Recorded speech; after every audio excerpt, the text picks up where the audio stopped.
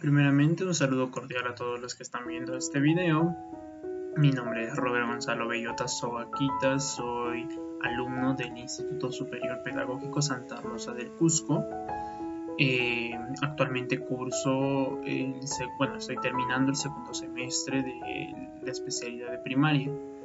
Y pues hago este video con la finalidad de recopilar toda la información que he adquirido a lo largo de este año académico. Sin más que decir, empezaré con lo que es el video. Quiero abordar los temas de este video desde tres enfoques distintos. El primero, que podríamos llamarlo el enfoque psicológico. El segundo, que vendría a ser el enfoque orientado a la realidad. Y el tercero, un enfoque, por falta de un término mejor, técnico, por así decirlo. Empezando con lo que es el enfoque psicológico, este está más orientado a lo que es los valores, el desarrollo, la resolución de conflictos, el desempeño docente, etcétera, etcétera. Pero vamos por partes. Empezando por lo que es, como base, todo docente tiene que saber las etapas del desarrollo humano, empezando por la prenatal, terminando en la ancianidad. Estas etapas son importantes porque nos permite predecir de cierta manera cómo se va a ir desarrollando el alumno, qué capacidades va a ir ganando al paso del tiempo, cómo se va a ir desarrollando tanto socialmente, físicamente, o cuál es el nivel esperado para este tipo de etapas, ¿no? Si bien es cierto,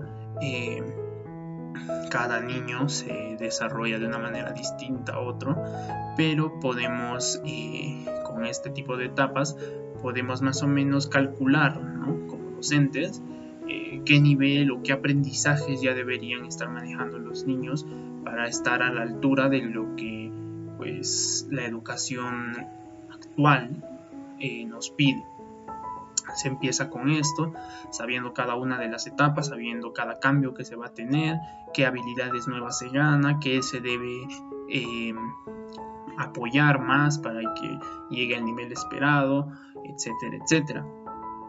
También nos ayuda a saber, a identificar de cierta manera las fortalezas y las debilidades de cada niño, ¿no? Y gracias a esto podemos llegar a hacer lo que es una planificación buena y manejar estrategias que de cierta manera van a poder apoyarnos en el futuro. Muy relacionado a esto está la cultivación de valores, que si bien es cierto, los valores se inculcan desde que nacen básicamente en sus familias, es nuestro deber como docentes el cultivarlos y el hacer que crezcan más.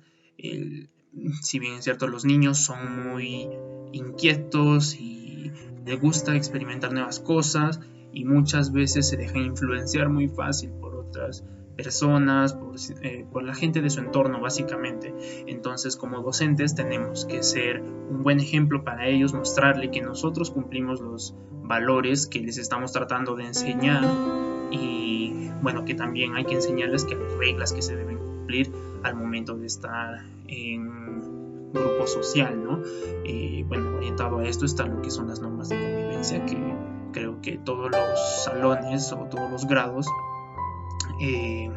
las construyen en conjunto, ¿no? Con sus profesores y alumnos. A mi parecer esta es una buena práctica, ya que pues los mismos alumnos son los que dictan qué se debe cumplir, qué no, y tienen que atenerse a eso, y nuestro deber como docentes viene a hacer que se cumpla esto, ¿no? Si alguien lo incumple, se tiene que explicar o llamarle la atención de cierta manera para que tú mismo has dicho que se debe cumplir esto, porque no lo estás cumpliendo, y esto es un seguimiento del tema, ¿no? La inculcación de valores es muy importante, ya que a esta edad es donde, al menos esta etapa de la niñez y un poco de parte de la adolescencia, es donde la personalidad del niño se asienta, se queda ahí bien concretamente. Entonces, si le inculcamos buenos valores, en un futuro va a poder ser un buen ciudadano. Sí. También es muy importante saber que impulsar las habilidades sociales de nuestros alumnos es un deber muy importante. Como ya dije anteriormente, los niños se ven muy influenciados por su entorno y muchas veces imitan a lo que ellos consideran ejemplos, ¿no? Que vienen a ser en este caso los padres o familiares cercanos con los que pasa su día a día, ¿no? Entonces, bueno, los niños a esta edad no reconocen lo bueno de lo malo, entonces copian ambos por igual. Entonces nosotros tenemos que saber hacer que ellos aprendan a diferenciar entre esto, ¿no? Esto que está haciendo está bien, esto que está haciendo está mal. Y muchas veces a base de esto se va a generar muchos conflictos en medio de la socialización, en tantas horas que van a estar entre alumnos mismos. Se van a generar distintos conflictos. Un niño que ha sido creado de una manera con un pensamiento tiene un pensamiento único, va a chocar con las ideas de otro niño que ha sido criado con un pensamiento diferente pero también único a la vez, y entonces en este choque de pensamientos únicos se van a generar distintos conflictos. Obviamente empiezan desde discusiones o que no están de acuerdo en algo, ¿no?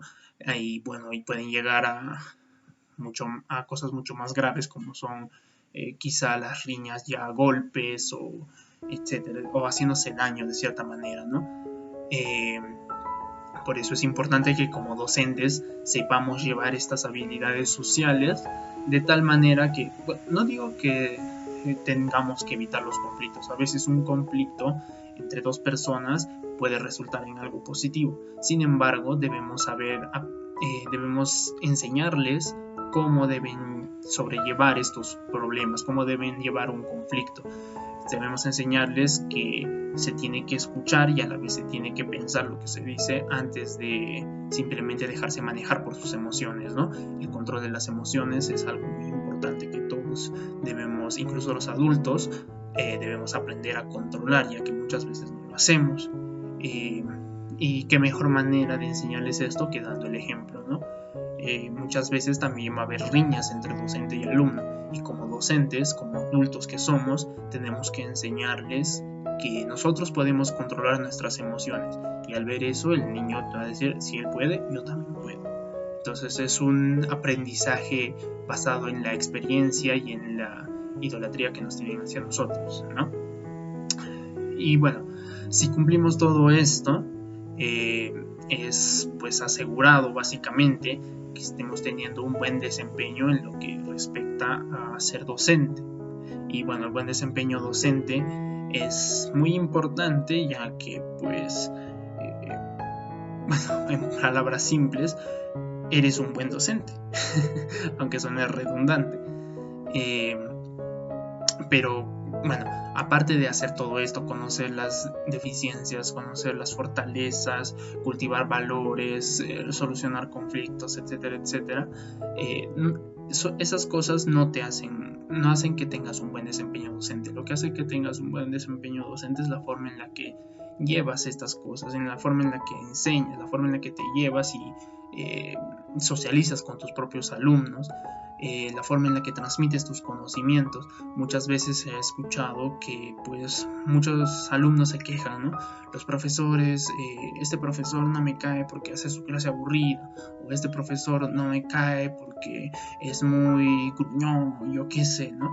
Entonces lo importante en este caso viene a ser que como docentes sepamos desenvolvernos frente a nuestros estudiantes, ganarnos de cierta manera su confianza, pero siempre teniendo presente el respeto y transmitiendo nuestros conocimientos de una manera didáctica que capte la atención de los niños, capte el que ellos quieran saber sobre este tema y no se sientan obligados a aprenderlo, que muchas veces es muy difícil lograrlo, pero eso es lo que hace un buen docente, eso es lo que genera un buen desempeño en el docente.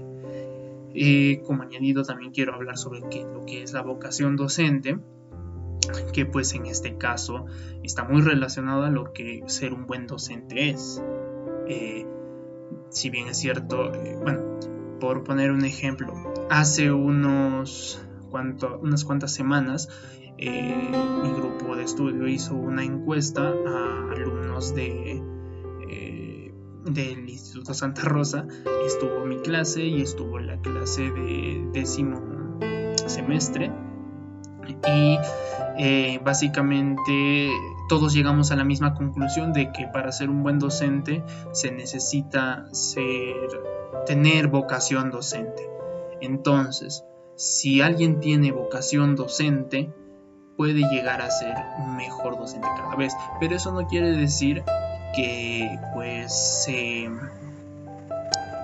muchas personas llegan a este campo que es el profesorado por rebote, nunca pensaron haberlo estudiado, y entonces personas que llegan a este punto de esta manera piensan que no tienen vocación docente, pero eso no es verdad. La vocación docente no necesariamente nace con uno, sino se puede ir desarrollando a lo largo de las clases y de los progresos que haga uno, ¿no? Lo importante es experimentar. Si te gusta y te llega a interesar, entonces estás empezando a generar lo que es la vocación docente. Alguien con vocación puede esforzarse el doble o triple o hasta 5 veces más de lo que una persona sin vocación y sin deseos de hacer algo esté tratando este tema, ¿no? Entonces es importante tener vocación docente para ser un buen docente. Eso es muy importante. Ahora paso con el segundo enfoque, que viene a ser el enfoque orientado a la realidad educativa. Bueno, a la realidad en sí, ¿no? Lo mencioné anteriormente. Es bien sabido pues que desde la educación ha estado presente siempre. Eso es lo que debemos tener como base. Ha estado presente siempre, al menos en nuestro país, desde siempre. La época del incanato, después de que vino la conquista, la república, etcétera, etcétera, siempre estuvo presente. El punto viene a ser que después de que ha ido evolucionando, ¿no? Lo que inicialmente era considerado un privilegio para personas de nobleza o que tengan altos recursos económicos, ahora es algo fundamental para todas las personas, es algo que no se le puede negar a ningún niño o niña en nuestro país. A eso me refiero con la evolución, y obviamente a lo largo de la historia se han generado cambios.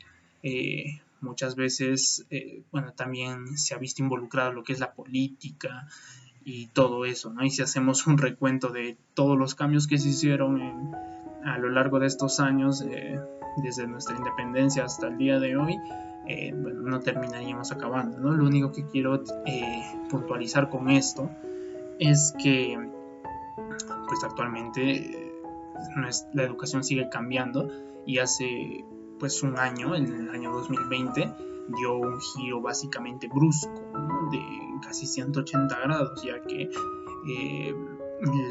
los planes, las estrategias, las planificaciones que se tenían a futuro, ¿no? De futuros objetivos, etcétera, cambiaron drásticamente debido a lo que viene a ser la virtualidad, la modalidad virtual en lugar de la presencial, debido a la pandemia por el COVID-19. Ahí es donde se diría que ahí es donde empiezan los problemas, pero no es así. Los problemas vienen de muchos años ya más anteriores, ya que la carrera del profesorado se ha visto minimizada por muchas personas, eso ha generado que últimamente muchos jóvenes consideren la carrera de profesorado como caer en lo más bajo, y cosa que no es así. Muy al contrario, yo pienso que los profesores somos base fundamental para nuestro país. Entonces, por ese lado, necesitamos que tanto el gobierno como los docentes mismos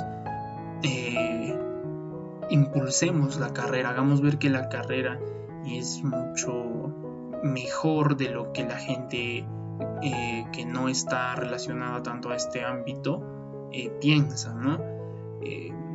Y bueno, todo eso empieza pues simplemente desde nosotros y desde pues el ministerio mismo, quien regula todo lo que es la educación, ¿no? Actualmente el Perú se encuentra en una de las posiciones más bajas respecto a educación. Entonces tenemos que hacer una retroalimentación. ¿Qué hemos aprendido en estos años, en estos últimos años que hemos hecho? Y ponerlo en práctica, hacer un plan. Ya, tenemos que cambiar tales cosas, esto y esto y esto, ¿no? Tenemos también que, pues, de cierta manera, a ver, aquí hay un tema muy grande que viene a ser las instituciones públicas y privadas. Muchos profesores prefieren trabajar para las entidades privadas, ya que en las entidades privadas se sienten más seguros financieramente hablando. Tienen un sueldo mensual puntual, tienen algunas otras prestaciones, tienen seguros, tienen mayores beneficios que muchos profesores en la modalidad pública. A los profesores en la modalidad pública se les exige que hagan muchas cosas, se les exige participar de esas actividades, etcétera, etcétera. Sin embargo, las prestaciones que da el gobierno a estos profesores son muy mínimas en consideración o en comparación con lo que es las entidades privadas. Entonces eso ha generado que muchos docentes postulen más para escuelas privadas que para escuelas públicas, dejando de lado a muchos estudiantes, muchos alumnos de las instituciones públicas que no llegan a alcanzar un buen desarrollo de aprendizaje, ¿no?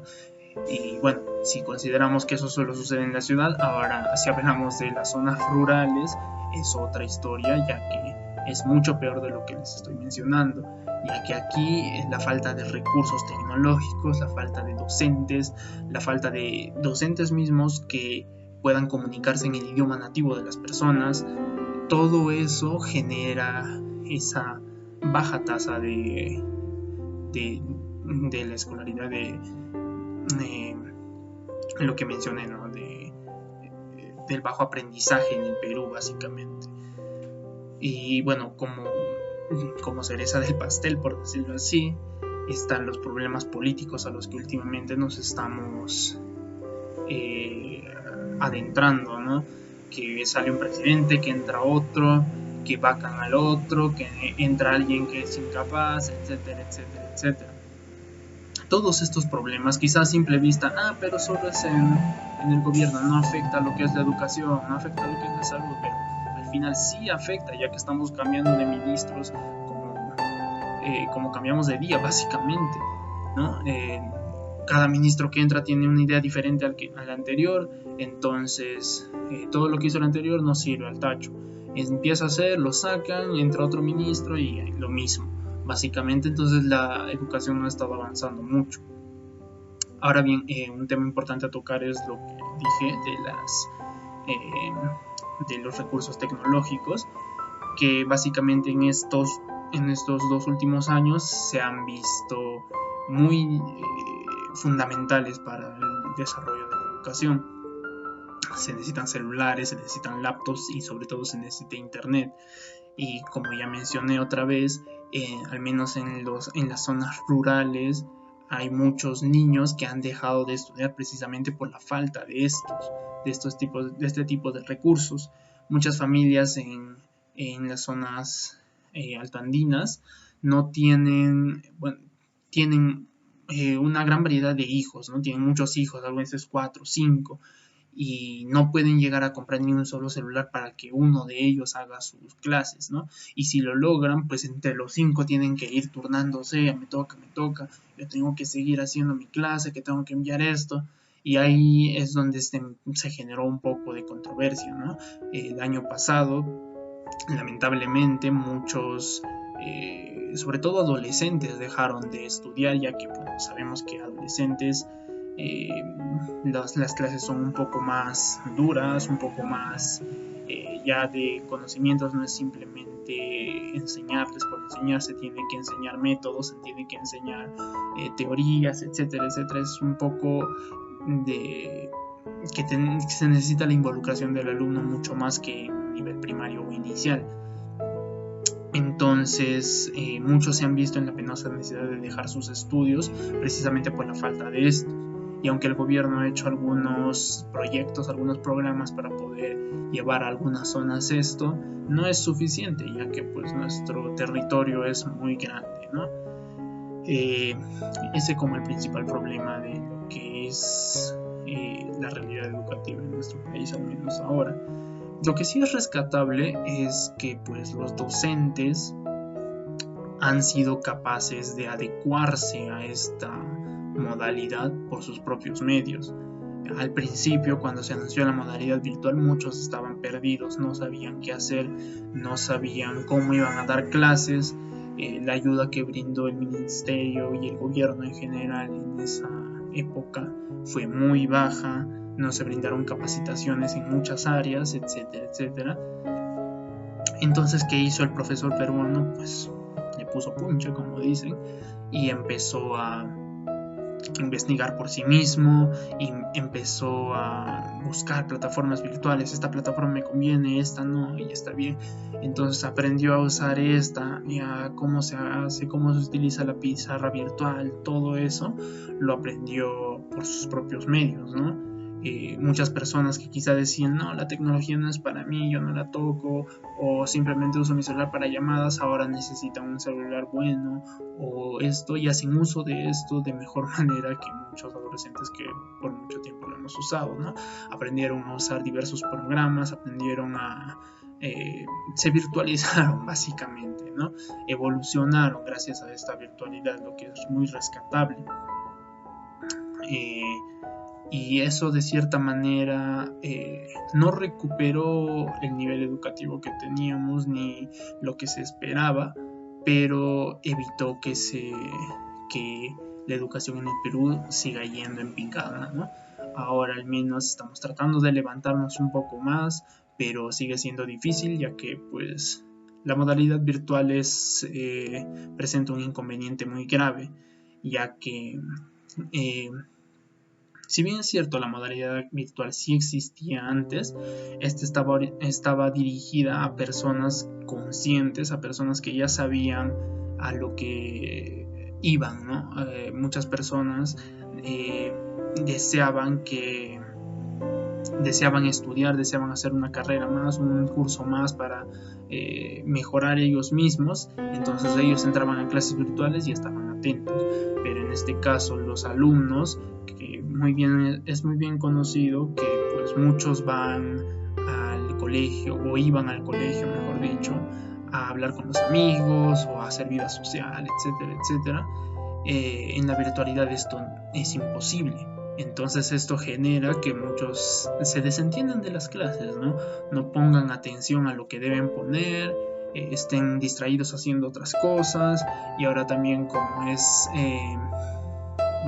es común ahora último dejar al profesor hablando y hablando y hablando, uno con la cámara apagada, el micro apagado, puede estar haciendo cualquier cosa sin que el profesor pueda darse cuenta, ¿no? Entonces les llaman, les preguntan y entonces, profesor, mi internet estaba mal, no he escuchado, ¿qué ha dicho?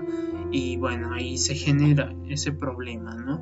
Pero como digo, se está haciendo el esfuerzo por recuperar esto, por mejorar esto. Entonces solo tenemos que seguir poniendo de nuestra parte con empeño y dedicación. Ahora el tema que nos interesa, el tercer enfoque, que viene a ser el enfoque técnico, ¿no? Bueno, este está mucho más orientado a lo que es la planificación, a los estándares que se deben manejar, a qué se debe considerar al momento de planificar estrategias, ¿no? Para dictar lo que viene a ser una clase, ¿no? Primero, como primer punto quiero tocar lo que es la planificación anual, que tal como el nombre dice, es un plan que se hace de cara hacia un año, ¿no? En todo el transcurso de un año se tiene un plan que en educación básicamente nos permite organizar de manera seguida, de manera secuencial, los propósitos de aprendizaje. ¿Cuáles son los propósitos de aprendizaje? Pues son las competencias y los enfoques transversales, básicamente. Haciendo un pequeño énfasis, ¿qué son las competencias? Bueno, las competencias son las habilidades, capacidades, conocimientos que una persona puede tener para cumplir una tarea determinada de manera eficaz. son muy necesarias, y dentro de estas se encuentran lo que son las capacidades, los desempeños.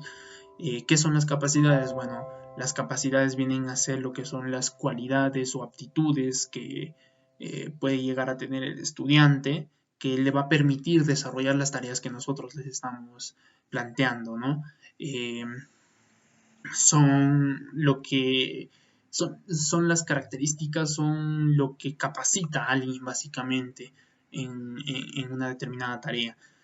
Y bueno, lo que son los desempeños, está básicamente, estos cumplen la función de describir de manera específica la actuación en el proceso de aprendizaje que se espera de los estudiantes. Estos, los que les mencioné, cumplen un rol importante en lo que son la planificación y evaluación de competencias de aprendizaje y de experiencia de aprendizaje en sí. Antes de seguir con lo que les contaba, también quiero tocar lo que son los estándares de aprendizaje. ¿Qué son los estándares de aprendizaje? Bueno, en palabras simples, básicamente son aquellos que nos permiten comparar, por decirlo así, comparar el nivel esperado con el nivel que tienen nuestros alumnos actualmente. En este caso, podemos ver, nos permite ver qué es lo que falta, qué más podemos enseñar o qué estrategia podemos tomar, qué nos está logrando para ponerle más atención a ello, etcétera, etcétera, ¿no? Bueno, regresando a lo que es, bueno, los enfoques transversales, bueno, también quiero tocar esto. Bueno, son 7 que básicamente son la base de todos los aprendizajes que podemos llegar a enseñarles a nuestros niños.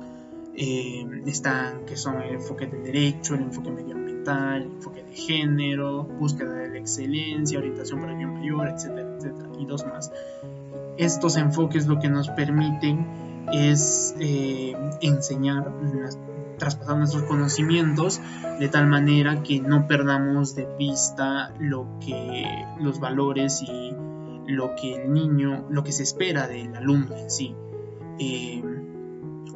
Generar que tenga respeto por el medio ambiente, generar que busque siempre la excelencia de sí mismo, y generar que tenga empatía, ¿no? Que se preocupe por los demás. Eso es lo que buscan los enfoques transversales.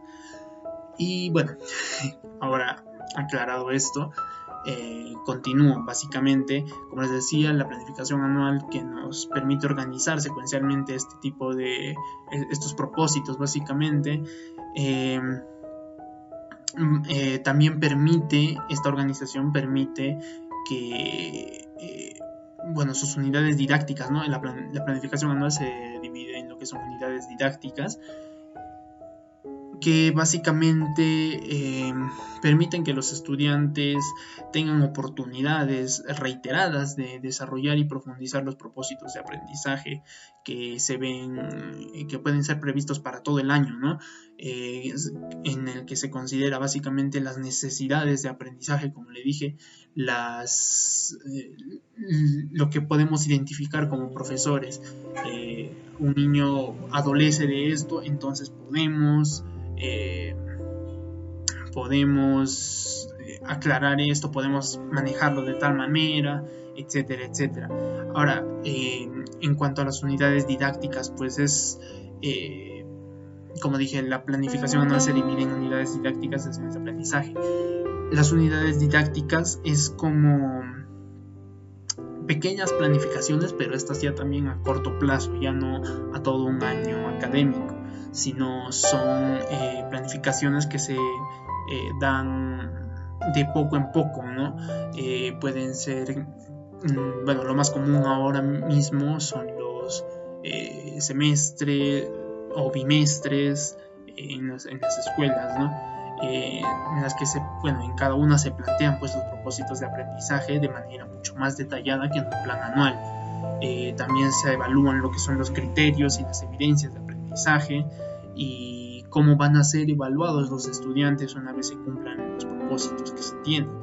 También puede llegar a implicar lo que es un proceso de reflexión. Obviamente tiene que tener dentro un análisis de necesidades de aprendizaje de los estudiantes. También puede llegar a presentar lo que viene a ser una situación en la que se puedan plantear retos cuya resolución, ¿no?, puede ser el despliegue de todas las fortalezas y de todo lo aprendido por los estudiantes a lo largo del tiempo en el que se ha planteado esta unidad. Es muy importante esto para los docentes, ya que permite separar por tiempo, ¿no? Se tiene la planificación anual, es como una planificación en general de lo que se va a hacer durante el año. Y las unidades didácticas básicamente apoyan lo que tiene a este plan general, pero de manera mucho más específica. Se separan en distintos grupos, como ya mencioné, normalmente se hacen en bimestres o incluso algunas veces se usan trimestres, ¿no? Depende del profesor y de lo que el colegio en sí pida. Y en cada una de estas se dan los propósitos, los criterios, qué evidencias se tienen que recoger, cómo se va a evaluar, y todo esto se considera aquí. También se considera lo que son, qué competencias tiene que desarrollar el niño, qué estándares se están siguiendo, los desempeños que se tienen que cumplir, las capacidades, si las capacidades están a la altura, ¿no?, de lo que se tiene, y nos permite de cierta manera en el momento de la evaluación reconocer cuáles son las debilidades de nuestros alumnos para poner mucho más énfasis en ello y poder de cierta manera mejorarlos. Ahora, dentro de estas también se pueden dentro de cada unidad didáctica están lo que son las sesiones de aprendizaje, que vienen a ser lo mismo que la unidad didáctica para la planificación anual. Básicamente es una separación de la unidad didáctica, ¿no? Cogemos una unidad didáctica, digamos un bimestre, cuántas sesiones de aprendizaje se van a trabajar en ese bimestre, a qué van a estar orientadas estas, qué estrategias, qué recursos, qué procesos didácticos se van a utilizar. La finalidad básicamente viene a ser que pues los alumnos resuelvan los desafíos planteados en base a lo que nosotros les estamos enseñando. Además, pues se evalúa o básicamente describe las formas de atención, organización, acompañamiento, retroalimentación, todo eso para atender a las necesidades de aprendizaje de nuestros alumnos en sí. Este es mucho más específico y normalmente se tiene que considerar tanto el tiempo y tanto la capacidad de los alumnos para plantear cada una de estas sesiones.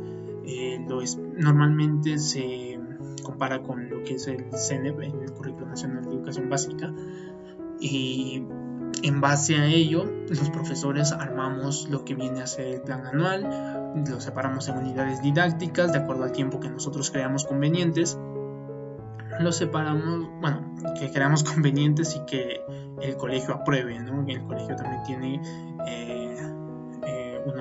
tiene determinado tipo de enseñanza, entonces tenemos que adecuarnos a ello también. Bueno, siguiendo, y cada unidad didáctica se tiene que separar en lo que son sesiones de aprendizaje. Estas sesiones de aprendizaje, como ya mencioné, también tienen que estar orientadas en el tiempo, pero también en el tema a tratar, que tienen que estar en mutuo acuerdo con lo que son los estándares de aprendizaje de cada curso que se espera. Muchos estándares de aprendizaje tienen enfoques que hacen que el niño tienen enfoques que deben ser desarrollados en el niño, y esto tiene que verse plasmado en lo que son las sesiones de aprendizaje. También, como mencioné antes, la resolución de los desafíos planteados, ¿no? Cada sesión de aprendizaje, básicamente cada tema que nosotros lleguemos a dictar a nuestros alumnos, debe tener un reto, debe ser un reto que ellos puedan resolver de manera autónoma, pero en base a lo que han ido aprendiendo, ¿no? Es como una especie de evaluación, por decirlo así. Ahora bien, tocando el tema de lo que es la evaluación, cada una de estas nos permite evaluar, ¿no? Las sesiones de aprendizaje nos permite evaluar si ha aprendido o si ha desarrollado o si ha captado lo que son los estándares de aprendizaje, si se ha llegado a cumplir o si no.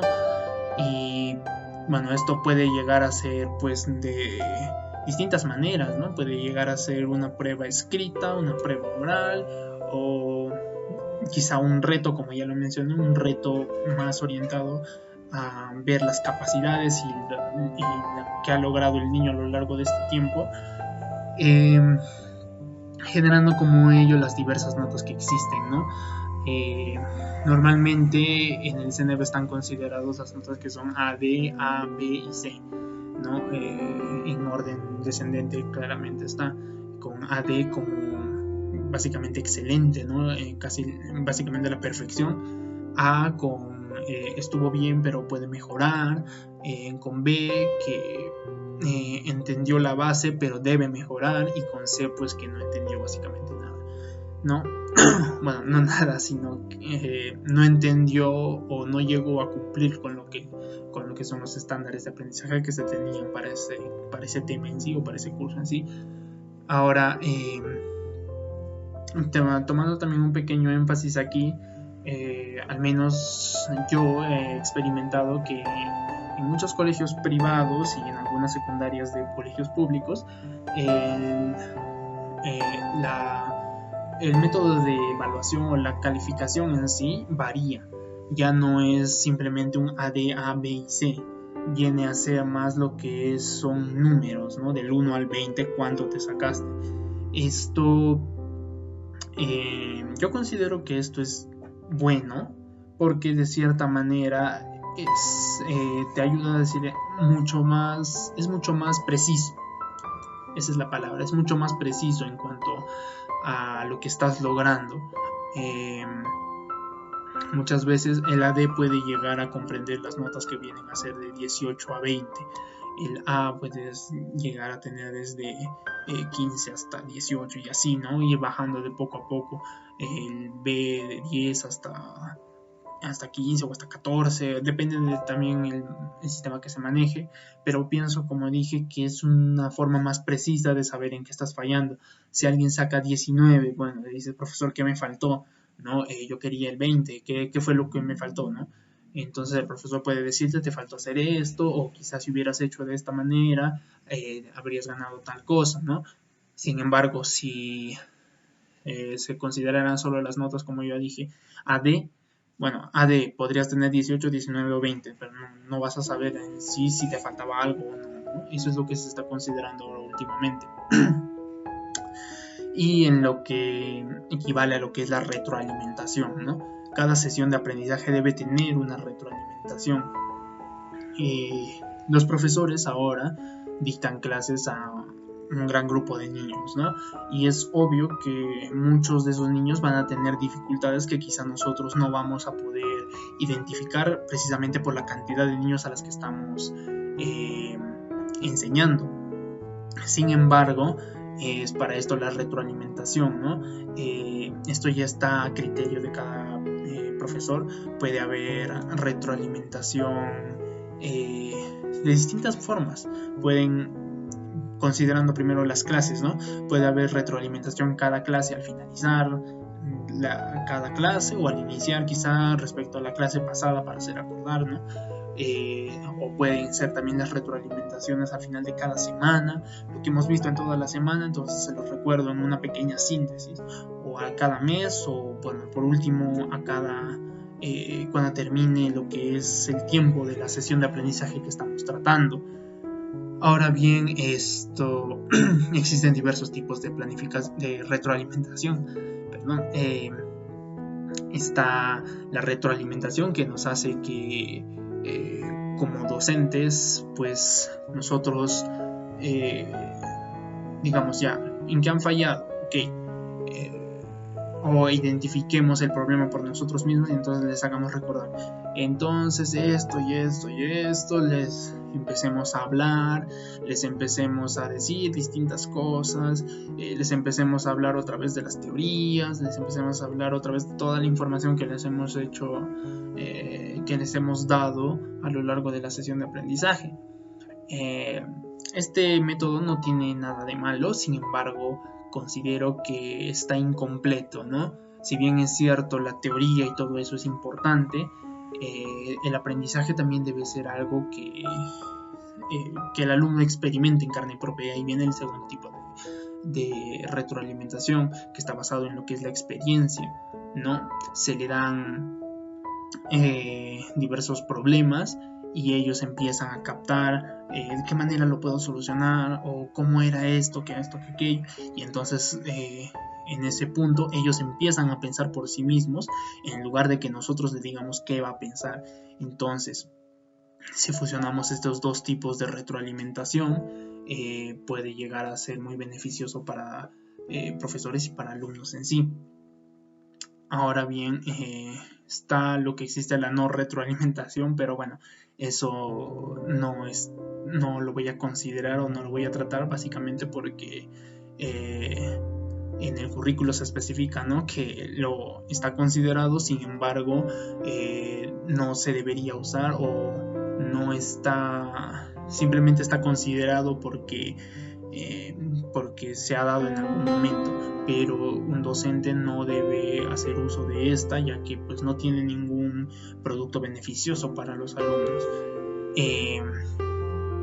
Y bueno, en este caso, en lo que concierne a planificación, a todo lo que son las competencias, desempeños, estándares, unidades de aprendizaje, unidades didácticas, sesiones, retroalimentación, evaluación, en base a todo esto es la síntesis que pude armar, ¿no? Siento que he aprendido mucho más de lo que sabía a un inicio, y bueno, también considero que como alumno yo nunca llegué a imaginarme que el trabajo de un docente fuera pues tan metódico, tan planificado, por así decirlo. Ahora obviamente mi percepción ha cambiado, pero espero, y también bueno, espero poder llegar a hacerlo de mejor manera, ¿no? Como docente que soy, yo llegué aquí por distintos problemas que tuve, problemas entre comillas, ¿no? Obviamente mi plan era otro, pero bueno, resultó así. Y digo con total certeza que de cierta manera he desarrollado cierto cariño por la materia, por la carrera en sí, y me veo con esperanzas de poder ser un buen docente en un futuro. Bueno, es todo por mi parte. Es Robert Gonzalo Bellota Soquita, y les deseo una feliz Navidad y un próspero año nuevo. Muchas gracias.